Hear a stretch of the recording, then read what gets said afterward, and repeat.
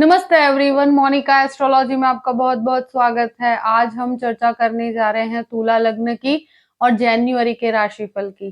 तो तुला लग्न वालों के लिए किस प्रकार से जनवरी 2023 का समय जो है वहां पर क्या ग्रह गोचर है उसकी हम चर्चा करते हैं। देखिए 13 जनवरी को मंगल का मार्गी भ्रमण शुरू हो जाएगा। 14 जनवरी से सूर्य मकर राशि में प्रवेश करने जा रहे हैं और मकर संक्रांति का एक पर्व मनाया जाता है। 17 जनवरी को शनि कुंभ राशि में प्रवेश करने जा रहे हैं। ये एक बहुत बड़ा ट्रांजिट है इस पूरे ही वर्ष का। और 22 जनवरी को शुक्र कुंभ राशि में प्रवेश करेंगे, तब तक वो मकर राशि में ही रहेंगे, तो ये भी एक बहुत इंपॉर्टेंट फैक्टर है। देखिए बुध का वक्री भ्रमण होने जा रहा है 29 दिसंबर से लेकर 18 जनवरी तक। तो ये धनु राशि के अंदर ही वक्री रहेंगे और पूरे महीने धनु राशि के अंदर ही रहेंगे। 18 तारीख से वो मार्गी अवस्था में आ जाएंगे। तो ये ग्रह गोचर है। तो अब शुरुआत करते हैं आपके लग्न से। तुला लग्न और लग्न का स्वामी बनता है। तो शुक्र जो है वो चतुर्थ भाव में 22 तारीख तक है, उसके बाद वो पंचम भाव में जा रहे हैं और सूर्य के साथ है। 14 तारीख से लेकर 22 तारीख तक सूर्य के साथ है।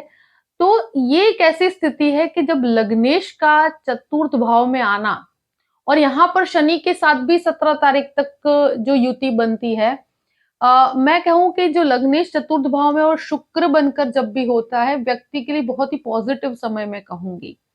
और यहाँ पर आपके घर के अंदर आप इंटरेस्ट लेंगे चीजों में, रिनोवेशंस करवाएंगे, घर के पीछे कुछ खर्चे हो सकते हैं।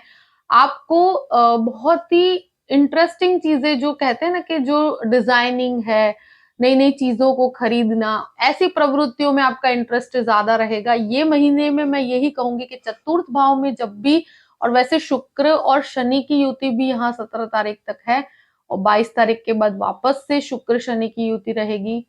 14 तारीख से 22 तारीख तक सूर्य के साथ युति रहेगी। तो ये एक डिजाइनिंग है, ये प्रेजेंटेशन बहुत अच्छा बना देता है व्यक्ति का।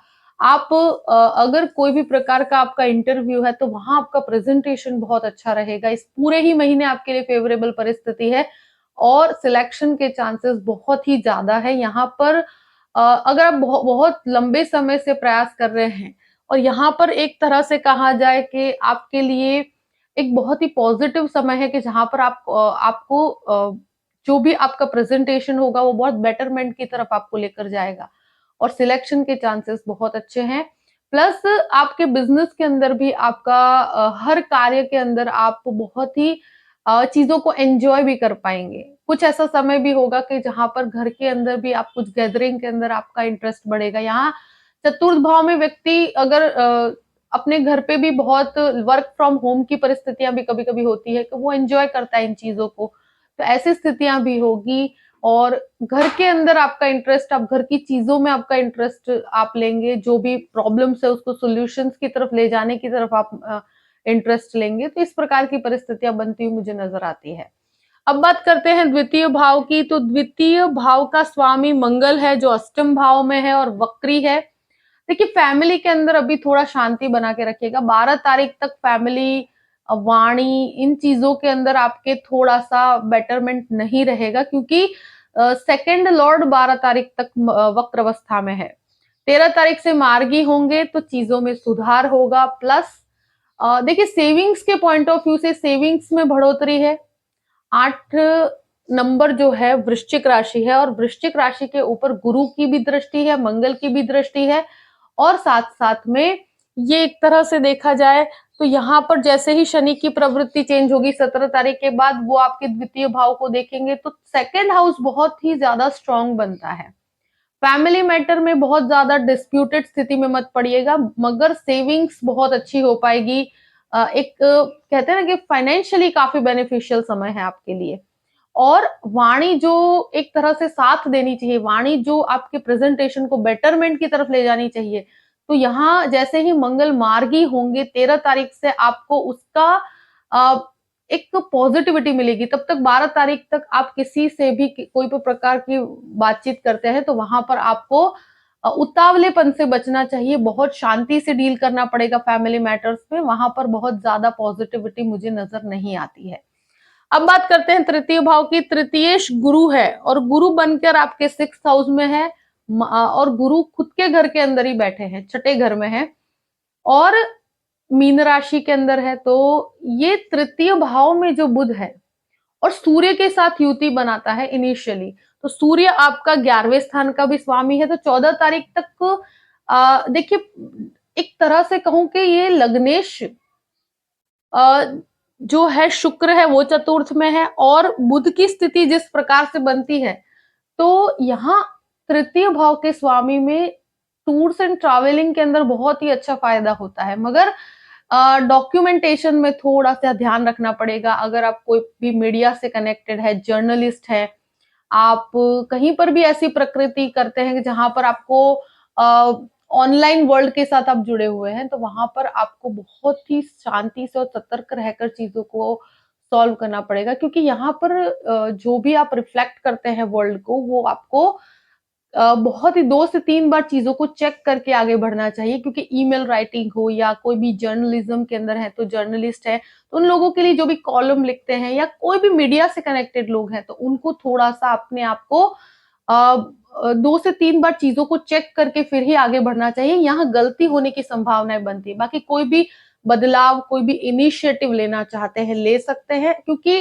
तृतीयेश जो है खुद के मीन राशि में है, तो ये एक तरह से बहुत ही पॉजिटिव समय मैं कहूंगी आपको।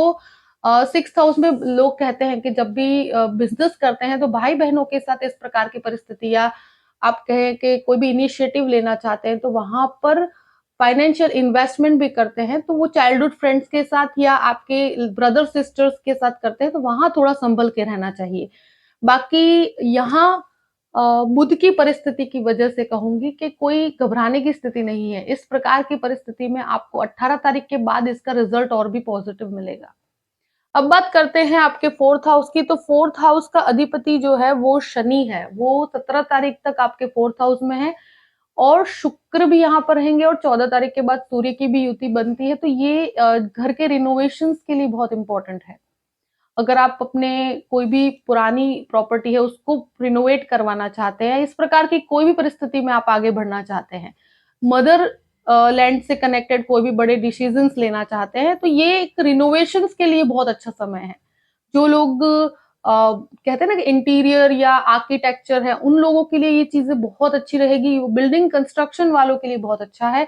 तो कंस्ट्रक्शन से संबंधित कोई भी डिसीजन तो आपने नहीं लिए हैं, तो यहाँ पर मुझे लगता है कि ये डिसीजन इस महीने लेने पर आपको फायदे वाली परिस्थिति बनेगी। और अगर आप कुछ भी, जैसे जो काफी समय से आप कुछ चेंजेस करवाना चाहते हैं घर में, तो ये परिस्थिति मुझे काफी फेवरेबल नजर आती है। और 22 तारीख तक इस प्रकार की परिस्थितियों के पीछे कुछ खर्च भी हो सकते हैं, कुछ नए व्हीकल खरीदने के पीछे खर्च हो सकते हैं। तो ऐसी परिस्थितियां बनती हुई दिखती है मुझे। जो भी लोग इस चीजों से कनेक्टेड कार्य करते हैं, जो इस प्रकार की डीलिंग करते हैं, तो उनके लिए काफी फेवरेबल रिजल्ट कहूंगी मैं, क्योंकि लग्नेश चतुर्थ में है और शनि के साथ 17 तारीख तक बाकी सूर्य के साथ युति रहेगी। तो ये काफी पावरफुल पोजीशन है और अट्रैक्टिव आपके कुछ भी मतलब प्रेजेंटेशन होगा, वो ये एक बहुत ही फेवरेबल परिस्थिति मैं कहूंगी। यहाँ जैसे ही चतुर्थ भाव में सूर्य का भ्रमण होता है, तो एक चीज में जरूर ध्यान रखिएगा कि सूर्य का भ्रमण थोड़ा सा माता के स्वास्थ्य को लेकर आपको सतर्क रहना पड़ेगा। बाकी 14 तारीख के बाद ये परिस्थिति बनती है, उस बाकी बहुत ज्यादा घबराने की स्थिति नहीं है। ये फाइनेंशियली बहुत ही पॉजिटिव समय मैं कहूंगी आपके लिए।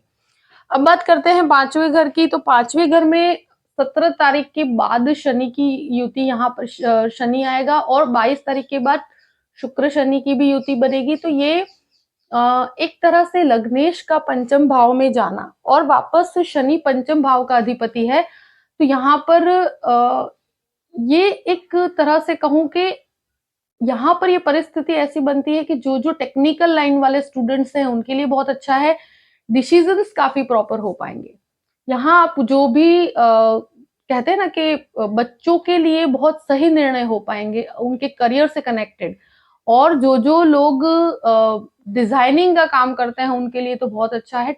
बाकी आईटी इंजीनियरिंग में है उनके लिए भी अच्छा है। लॉ के स्टूडेंट्स के लिए भी बहुत अच्छी परिस्थिति बनती है और ये एक फेवरेबल परिस्थिति मैं कहूंगी। और यहाँ पर कोई भी अगर संतान प्राप्ति की इच्छा रखते हैं तो बहुत ही फेवरेबल रिजल्ट है। और शेयर मार्केट के अंदर इन्वेस्टमेंट करते हैं तो वहां पर भी बहुत फेवरेबल रिजल्ट्स है। तो वो इवन यहाँ कोई भी घबराने की स्थिति नहीं है, संतान प्राप्ति के लिए बहुत अच्छा समय है। और यहाँ पर स्टूडेंट्स के लिए भी मैं बहुत फेवरेबल परिस्थिति कहूंगी, बहुत घबराने की परिस्थिति नहीं है। इतना जरूर है कि 22 तारीख के बाद करियर में थोड़ा फोकस रखिएगा, क्योंकि शुक्र के वजह से कभी कभी व्यक्ति बहुत ज्यादा मतलब एंजॉयमेंट की परिस्थिति में अपने एजुकेशन को निग्लेक्ट करता है, मगर ये परिस्थिति नहीं होनी चाहिए। बाकी शनि का भ्रमण जो 17 तारीख के बाद का भ्रमण है, वो यहाँ पर आपको काफी मेहनत भी करवाएगा और अपने करियर के प्रति फोकस्ड बनाएगा। तो ये आपके लिए बहुत ही बेटरमेंट कहूंगी। और 17 तारीख के पहले भी चतुर्थ भाव में है, तो वहां पर मैं कहूं कि माता पिता के साथ छोटे मोटे क्लैशेस होने की संभावनाएं बनती है। May be view points different होंगे और विचारों में मतभेद रहेंगे। बाकी बहुत ज्यादा घबराने की स्थिति नहीं है। बाकी करियर वाइज बहुत ही अच्छे डिसीजंस ले पाएंगे आप। और अगर इवन कोई टेक्निकल लाइन में या मेडिसिन के अंदर भी जाना चाहते हैं तो उनके लिए भी फेवरेबल परिस्थिति मैं कहूंगी। अब बात करते हैं आपके 6th हाउस की। 6th हाउस में गुरु स्वगृही पोजीशन में है, थोड़ा ओबेसिटी से कनेक्टेड प्रॉब्लम्स हो सकती है। यहाँ पर 6th हाउस में गुरु का मार्गी भ्रमण है, कोई भी लोन लेना चाहते हैं तो ले सकते हैं, वहां पर आपके लिए फेवरेबल परिस्थिति है। कोई घबराने की परिस्थिति नहीं है। यहाँ पर थोड़ा इनडाइजेशन की प्रॉब्लम्स हो सकती है। बाकी हेल्थ से कनेक्टेड बहुत ज्यादा प्रॉब्लमेटिक सिचुएशन नहीं है। यहाँ शत्रु भी आप पर हावी नहीं हो पाएंगे, तो ये भी एक फेवरेबल परिस्थिति ही मैं कहूंगी। यहाँ गुरु काफी एक तरह से 6th हाउस में भले ही है, मगर वो खुद की राशि में है, तो ये नेगेटिव नहीं है, ये एक पॉजिटिव का समय है। और यहाँ पर इतना ही है कि जितना हो सके अपनी इस पॉजिटिविटी को और भी बढ़ाने की कोशिश कीजिएगा।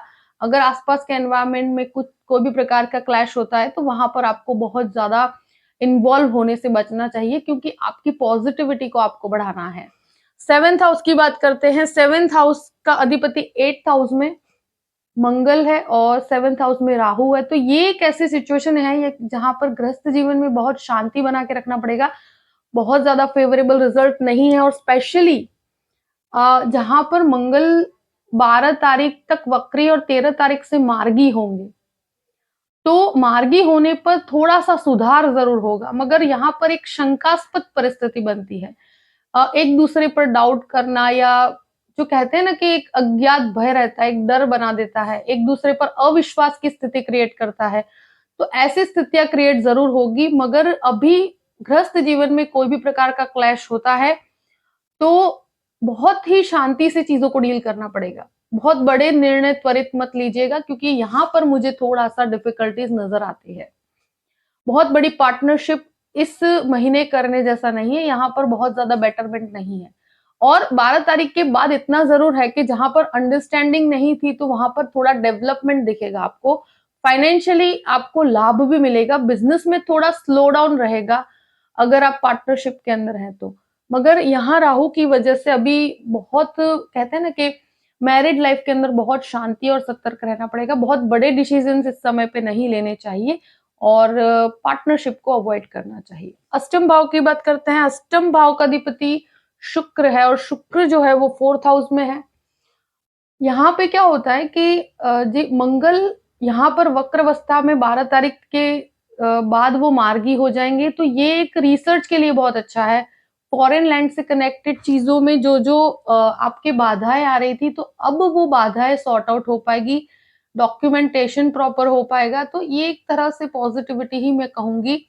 यहाँ मुझे ऐसा लगता है कि वक्री मंगल जब भी होता है तो वो कहीं ना कहीं डॉक्यूमेंट्स में कुछ ना कुछ गलती करवा देता है। तो अभी ये मार्गी होंगे तो वो आपके लिए पॉजिटिविटी लेकर आएंगे। और प्लस अष्टम में मंगल का भ्रमण, ये कहीं ना कहीं व्हीकल्स चलाने में आपको थोड़ा सा ध्यान रखने की परिस्थिति है। अभी भी पूरे महीने कहूंगी 12 तारीख तक थोड़ा ज्यादा ध्यान रखना पड़ेगा, उसके बाद परिस्थितियों में फिर भी सुधार है।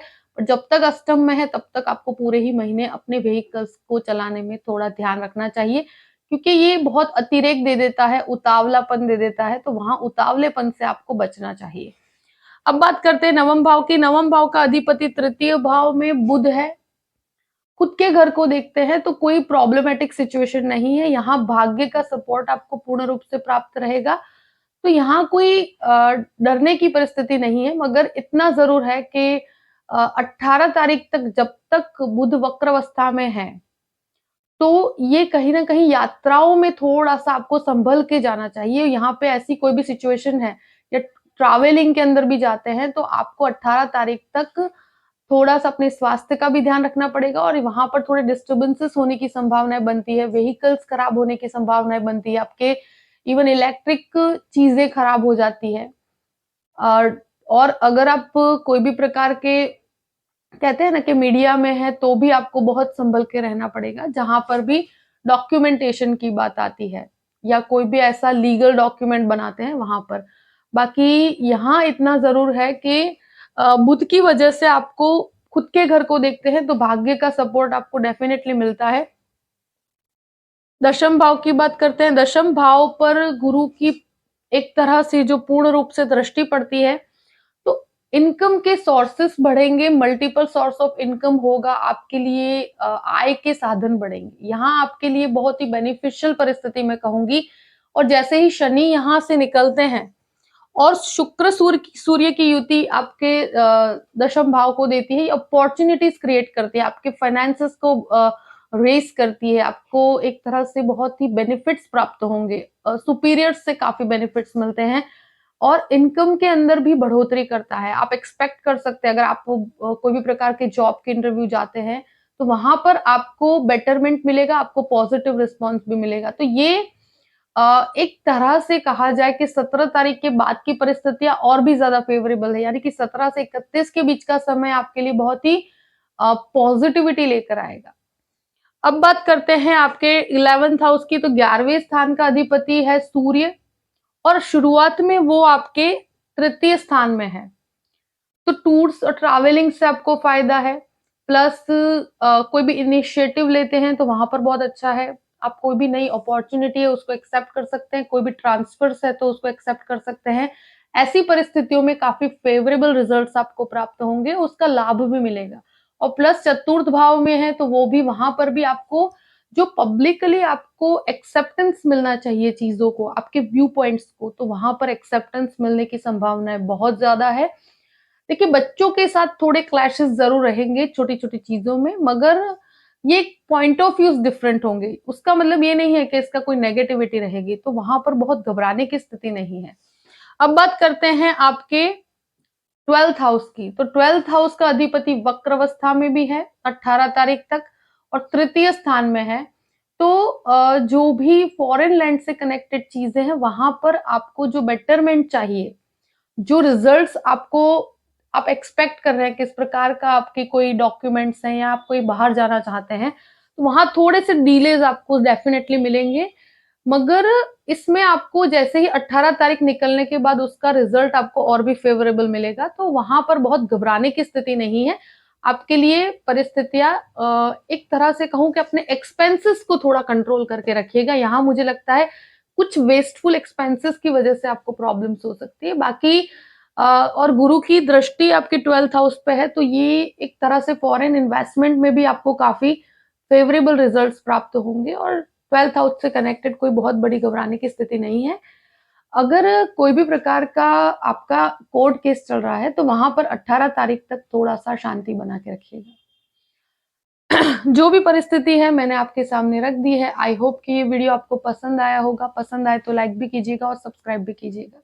अगर आप मुझसे कंसल्टेशन लेना चाहते हैं तो डिस्क्रिप्शन बॉक्स में मैंने अपना ईमेल आईडी दिया हुआ है astrologymonica@gmail.com। आप उस पे मेल कर सकते हैं। मैं आपको पूरी ही जानकारी प्रदान करूंगी कि कैसे मुझसे कांटेक्ट किया जाए और कैसे मुझसे कंसल्टेशन लिया जाए।